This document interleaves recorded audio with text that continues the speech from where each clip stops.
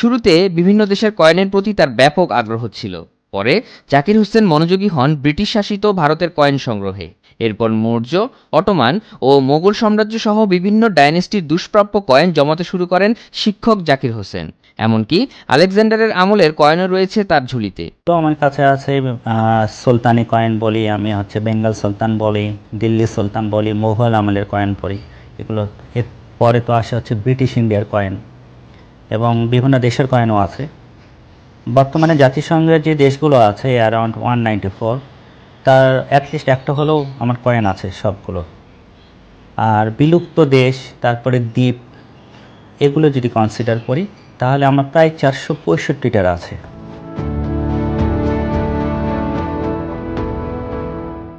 বর্তমানে সব মিলিয়ে তার সংগ্রহে রয়েছে 190টি দেশ ও বিভিন্ন সাম্রাজ্য সহ 5,000-এর মতো কয়েন। গত 30 বছর ধরে